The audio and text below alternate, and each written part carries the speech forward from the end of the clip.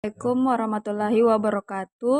Perkenalkan, kami dari kelompok 6 yang beranggotakan saya sendiri, Fauzia Zulkarnain dan Kalbi Normais. Untuk mempersingkat waktu, langsung saja masuk ke presentasi kami dari mata kuliah Pemikiran dan Metodologi Penelitian Positifis. Materi pertama yang dimulai dari bab 7 yaitu wawancara, di mana di sini terdapat metode pengumpulan data primer. Bisnis sebagian besar merupakan fenomena sosial. Banyak informasi yang dibutuhkan untuk membuat keputusan di lingkungan kerja harus berasal dari orang-orang, seperti dari karyawan, konsumen, manajer, investor, dan atau pemasok. Karena alasan ini, wawancara, observasi, dan kuesioner sangat populer dalam penelitian bisnis. Metode ini memungkinkan peneliti untuk mengumpulkan berbagai macam data dari responden manusia. Keputusan pengumpulan data primer yang melibatkan pemilihan metode untuk memperoleh informasi yang dibutuhkan saling terkait dengan langkah-langkah lain dalam proses penelitian.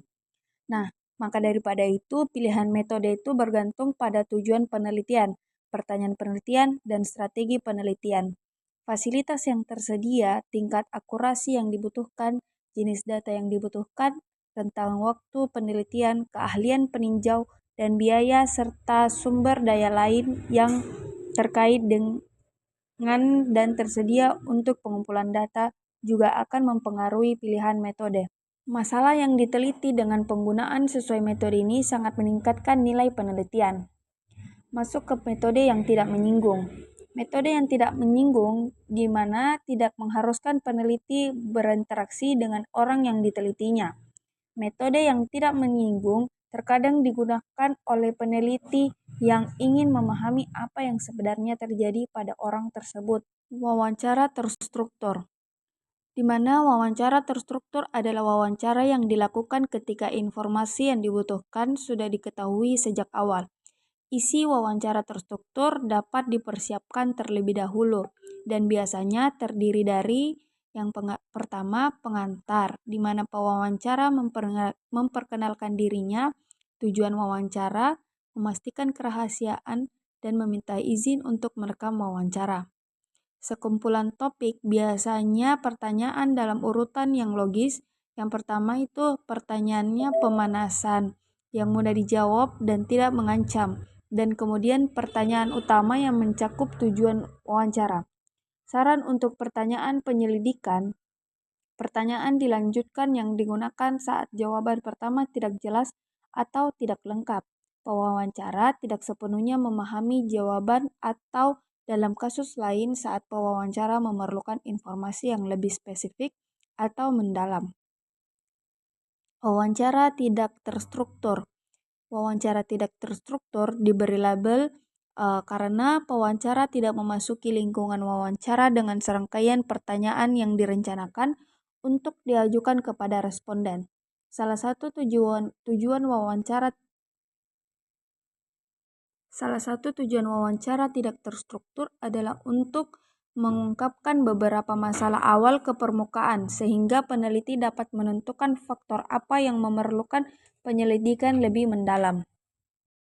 Tinjauan wawancara tidak terstruktur dan terstruktur. Tujuan utama wawancara tidak terstruktur untuk mengeksplorasi dan menyelidiki beberapa faktor dalam situasi yang mungkin menjadi pusat masalah yang luas. Selama proses ini memungkinkan menjadi jelas bahwa masalah seperti yang diidentifikasi oleh klien hanyalah gejala dari masalah yang lebih serius dan mengakar. Melakukan wawancara tak terstruktur dengan banyak orang dapat menghasilkan identifikasi beberapa faktor kritis dalam situasi tersebut. Wawancara terstruktur untuk memperoleh informasi yang lebih mendalam ini membantu mengidentifikasi masalah kritis serta cara untuk menyelesaikannya. Dalam penelitian terapan, teori tentatif tentang faktor-faktor yang berkontribusi terhadap masalah seringkali dikonseptualisasikan berdasarkan informasi yang diperoleh dari wawancara tak terstruktur dan terstruktur. Selanjutnya, pelatihan pewawancara. Dalam proses wawancara yang efektif, penting untuk memiliki tim pewawancara terlatih yang memahami dengan baik tujuan dan metodologi penelitian. Sebelum melakukan wawancara, pewawancara harus menerima pengarahan menyeluruh mengenai konteks penelitian, termasuk latar belakang, topik, dan pertanyaan kunci yang dijawab. Perencanaan yang baik, pelatihan yang tepat, pemberian panduan yang jelas kepada pewawancara, dan pengawasan terhadap pekerjaan mereka semuanya dapat membantu dalam memanfaatkan teknik wawancara sebagai mekanisme pengumpulan data yang layak. Wawancara personal memberikan data yang kaya ketika responden secara spontan memberikan informasi, dalam arti bahwa jawaban mereka biasanya tidak termasuk dalam rentang respons yang terbatas, seperti dalam kuesioner. Namun, wawancara personal mahal dalam hal waktu, biaya pelatihan, dan konsumsi sumber daya. Tips saat wawancara. Dalam melakukan wawancara, penting untuk meminimalkan bias agar informasi yang diperoleh akurat dan dapat diandalkan. Bias dapat muncul dari berbagai sumber termasuk pewawancara, responden, dan situasi wawancara itu tersendiri. Pewawancara harus membangun hubungan yang baik dengan responden untuk menghindari kesalahpahaman atau interpretasi yang salah terhadap jawaban mereka. Bias juga bersifat situasional dalam hal non-partisipan, tingkat kepercayaan dan hubungan yang terjalin, dan lingkungan fisik wawancara. Non-partisipan baik karena keengganan atau ketidakmampuan orang yang diwawancari untuk berpartisipasi dalam penelitian. Dapat membiaskan data karena respons partisipan mungkin berbeda dari non-partisipan yang menyiratkan bahwa serangkaian respon yang bias bukan representatif cenderung dihasilkan. Bias juga terjadi karena pewawancara yang berbeda membangun tingkat kepercayaan dan hubungan yang berbeda dengan orang yang diwawancarinya, sehingga memunculkan jawaban dengan tingkat keterbukaan yang berbeda-beda.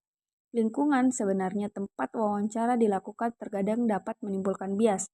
Beberapa individu, misalnya, mungkin tidak merasa nyaman saat diwawancarai di tempat kerja dan karena itu mungkin tidak menanggapi dengan jujur dan terus terang. Membangun kredibilitas dan hubungan baik dan memotivasi individu untuk merespon. Untuk memperoleh informasi yang jujur dari responden, peneliti atau pewawancara harus mampu membangun hubungan dan kepercayaan dengan mereka. Dengan kata lain, peneliti harus mampu membuat responden merasa cukup nyaman untuk memberikan jawaban yang informatif dan jujur tanpa takut akan konsekuensi yang merugikan. Untuk tujuan ini, peneliti harus menyatakan tujuan wawancara dan memastikan kerahasiaan lengkap tentang sumber tanggapan. Membangun hubungan baik dengan responden mungkin tidak mudah, terutama saat wawancara karyawan di level bawah. Mereka cenderung curiga terhadap niat peneliti, mereka mungkin percaya bahwa peneliti berada di pihak manajemen, dan karena itu cenderung mengusulkan pengurangan tenaga kerja, peningkatan beban kerja, dan sebagainya. Jadi, sangatlah penting untuk memastikan bahwa setiap orang yang terlibat menyadari tujuan peneliti sebagai tujuan untuk sekedar memahami keadaan sebenarnya dalam organisasi. Responden harus dengan bijaksana dibuat mengerti bahwa peneliti tidak bermaksud memihak, mereka tidak ada di sana untuk menyakiti staf dan akan memberikan hasil penelitian kepada organisasi hanya secara agregat tanpa mengungkapkan identitas individu. Wawancara tatap muka dan telepon. Wawancara tatap muka seringkali lebih efektif untuk wawancara tidak terstruktur, di mana interaksi langsung memungkinkan pewawancara untuk membangun hubungan lebih baik dengan responden, serta menangkap nuansa emosional dan nonverbal yang mungkin hilang dalam komunikasi jarak jauh. Wawancara tatap muka memiliki kelebihan dan kekurangan. Kelebihannya itu wawancara tatap muka atau langsung adalah peneliti dapat menyesuaikan pertanyaan seperlunya, mengklarifikasi keraguan, dan memastikan bahwa tanggapan dipahami dengan benar, dengan mengulang atau merumuskan kembali pertanyaan. Peneliti juga menangkap isyarat nonverbal dari responden, ketidaknyamanan, stres, atau masalah apapun yang dialami responden, dapat dideteksi melalui kerutan dahi, ketukan gugup, dan bahasa tubuh lainnya yang secara tidak sadar ditunjukkan olehnya. Untuk kekurangan dari wawancara tatap muka ini adalah keterbatasan geografis yang mungkin ditimbulkannya pada survei dan besarnya sumber daya yang dibutuhkan. Jika survei tersebut perlu dilakukan secara nasional atau internasional, biaya pelatihan pewawancara untuk meminimalkan bias pewawancara seperti misalnya perbedaan dalam konteks metode pertanyaan, interpretasi petanggapan, juga tinggi. Dan untuk kekurangan lainnya yaitu responden mungkin merasa tidak nyaman dengan anonimitas tanggapan mereka saat berinteraksi langsung dengan pewawancara. Wawancara telepon yaitu di mana wawancara telepon ini menjadi pilihan ideal ketika informasi perlu dikumpulkan dari sejumlah besar responden yang tersebar di area geografis luas dengan cepat. Misalnya, banyak survei pasar menggunakan metode ini karena memungkinkan pengumpulan data dalam waktu singkat tanpa memerlukan perjalanan fisik. Adapun kelebihan wawancara telepon dan kekurangannya. Untuk kelebihan wawancara telepon, dari sudut pandang peneliti adalah sejumlah orang yang berbeda dapat dihubungi jika perlu di seluruh negeri atau bahkan internasional dalam waktu yang relatif singkat. Hal ini menghilangkan ketidaknyamanan yang mungkin dirasakan sebagian dari mereka saat berhadapan dengan pewawancara. Dan mungkin juga sebagian besar dari mereka merasa tidak nyaman mengungkapkan informasi melalui telepon daripada secara langsung. Kekurangan wawancara telepon adalah di mana responden dapat mengakhiri wawancara secara sepihak tanpa peringatan atau penjelasan dengan menutup telepon. Hal ini bisa dimengerti mengingat banyaknya panggilan pemasaran jarak jauh yang diterima oleh setiap harinya. Untuk meminimalkan jenis masalah tidak adanya respon ini, disarankan untuk menghubungi orang-orang yang diwawancarai terlebih dahulu untuk meminta partisipan dalam survei, memberikan gambaran perkiraan tanpa berapa lama wawancara akan berlangsung, dan mengatur waktu yang disepakati kedua belah pihak. Orang yang diwawancarai biasanya cenderung menghargai kesopanan ini dan lebih cenderung bekerja sama. Kebijakan yang baik ini untuk tidak memperpanjang wawancara melebihi waktu yang ditetapkan semula. Seperti yang disebutkan sebelumnya, kerugian yang lainnya itu dari wawancara telepon adalah peneliti tidak akan dapat melihat responden untuk membaca komunikasi nonverbal. Sumber bias dalam data wawancara. Pada pengumpulan data wawancara, terdapat berbagai sumber bias tambahan yang dapat mempengaruhi keakuratan dan validitas informasi yang diperoleh. Salah satu faktor penting adalah kondisi emosional dan situasional responden jika mereka diwawancarai saat sedang sibuk atau tidak bersemangat. Respon mereka mungkin tidak mencerminkan pandangan sebenarnya. Wawancara dengan bantuan komputer. Ada dua jenis utama program wawancara bantuan komputer, yaitu Computer Assisted Telephone Interviewing atau disingkat sebagai CITI dan Computer Assisted Personal Interviewing, di mana disingkat sebagai CAPI. CATI ini memungkinkan organisasi penelitian untuk memperoleh respon survei dari individu di seluruh dunia melalui telepon. Perangkat lunak mengelola proses panggilan dan menyimpan data secara otomatis untuk analisis lebih lanjut. Wawancara kelompok. Wawancara kelompok adalah metode pengumpulan data yang melibatkan interaksi antara pewawancara dan sekelompok peserta, di mana pertanyaan terbuka diajukan untuk memicu diskusi. Salah satu bentuk wawancara kelompok yang paling umum adalah kelompok fokus atau fokus group yang dirancang untuk mengeksplorasi pandangan, pengalaman, dan persepsi peserta mengenai topik tertentu. Dalam kelompok fokus biasanya terdapat 8 hingga 10 anggota yang dipilih secara strategis untuk mewakili berbagai perspektif terkait isu yang dibahas. Selanjutnya akan dilanjutkan rekan kelompok saya, yaitu Kalbi Nurmais. Baik, saya akan melanjutkan presentasi kelompok kami, yaitu metode pengumpulan data. Pertama, observasi. Pengertian dan tujuan observasi. Observasi merupakan teknik yang sangat berguna dan alami dalam pengumpulan data mengenai tindakan dan perilaku karyawan, konsumen, investor, dan kelompok lainnya dalam konteks penelitian bisnis. Dengan menggunakan metode ini, peneliti dapat secara langsung mengamati bagaimana individu berinteraksi dengan lingkungan mereka, baik itu di tempat kerja, saat menggunakan produk, atau dalam situasi sosial seperti di ruang tunggu. Observasi memungkinkan peneliti untuk mendapatkan wawasan yang lebih mendalam tentang perilaku nyata tanpa terganggu oleh bias yang mungkin muncul dari pertanyaan survei atau wawancara. Selanjutnya, 4 dimensi utama dari ciri jenis pengamatan. Yang pertama, studi observasional terkontrol versus tak terkontrol. Kemudian, pengamatan partisipan versus observasi non-partisipan. Yang ketiga, studi observasi terstruktur dan tidak terstruktur.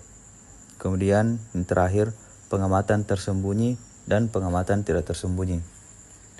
Adapun 2 pendekatan penting untuk observasi. Yang pertama, observasi partisipan atau pengantar, dan aspek partisipan dan observasi partisipan. Selanjutnya adalah penggunaan skema pengkodean dalam observasi terstruktur. Pertimbangan berikut perlu diperhatikan berkenaan dengan pembangunan skema pengkodean. Fokus dari skema pengkodean harus jelas apa yang harus diamati. Tujuan skema pengkodean dan kategori harusnya tidak memerlukan banyak inferensi atau interpretasi dari peneliti. Skema pengkodean yang menyeluruh secara kolektif mencakup semua kemungkinan, misalnya semua peristiwa, tindakan, dan perilaku yang relevan, sehingga selalu memungkinkan untuk membuat kode. Selanjutnya ialah mengelola kuesioner. Di dalam bab ini akan membahas kuesioner dan desain kuesioner. Daftar pertanyaan adalah serangkaian pertanyaan tertulis yang telah dirumuskan sebelumnya di mana responden menuliskan jawabannya, biasanya dalam alternatif yang didefinisikan secara cukup ketat.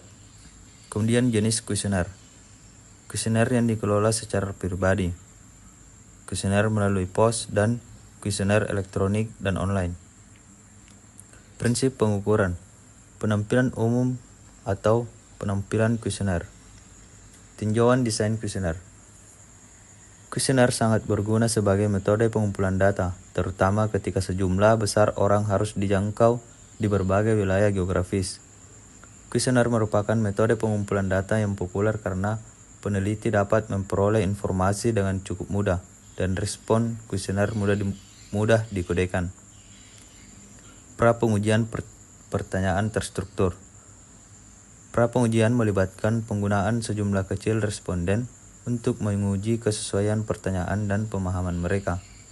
Hal ini membantu memperbaiki kekurangan apapun sebelum memberikan instrumen secara lisan atau melalui kuesioner kepada responden, dan dengan demikian mengurangi bias. Materi selanjutnya ialah desain kuesioner dan survei elektronik. Sistem desain survei, misalnya Instant Survey, Infopol, Survey Gold, StatPack, Survey Monkey, Survey Pro, The Survey System, yang memfasilitasi persiapan dan administrasi kuesioner, khususnya berguna untuk peneliti daring. Sistem semacam itu biasanya mencakup serangkaian program yang memungkinkan pengguna untuk merancang kuesioner yang canggih, mengkomputerisasi proses pengumpulan data, memeriksa kesalahan sintaksis atau logika dalam pengkodean, dan menganalisis data yang dikumpulkan.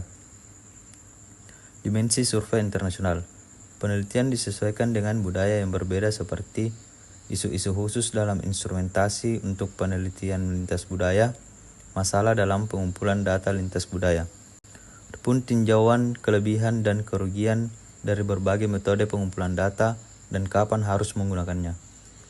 Kelebihan dan kekurangan dari 3 metode yang paling umum digunakan yaitu wawancara, observasi, dan kuesioner, dan mengkaji kapan setiap metode dapat digunakan secara paling menguntungkan. Yang pertama wawancara tatap muka, yang kedua wawancara telepon, ketiga studi observasional, dan kuesioner elektronik. Multimetode pengumpulan data. Jika pertanyaan yang sama menghasilkan jawaban yang berbeda dalam kuesioner dan selama wawancara, maka akan muncul ketidakpastian dan kita akan cenderung membuat kedua data tersebut karena dianggap bias. Demikian pula jika data yang diperoleh dari beberapa sumber memiliki tingkat kesamaan yang tinggi, maka kita akan memiliki keyakinan yang lebih kuat dan kebaikan data tersebut. Adapun implikasi manajerial, beberapa pengetahuan dasar tentang karakteristik dan kelebihan serta kekurangan metode utama pengumpulan data yang membantu mengevaluasi pendekatan alternatif untuk pengumpulan data primer dan memahami mengapa seorang konsultan memilih untuk metode tertentu atau kombinasi metode. Masukan akan membantu peneliti atau konsultan untuk memikirkan daftar topik mereka di dalam wawancara, skema pengkodean mereka atau dalam observasi, dan isi pertanyaan mereka atau dalam kuesioner. Adapun etika dalam pengumpulan data. Yang pertama adalah etika dan peneliti, kemudian perilaku etis responden. Terima kasih, mungkin cukup sekian dari presentasi kelompok kami. Assalamualaikum warahmatullahi wabarakatuh.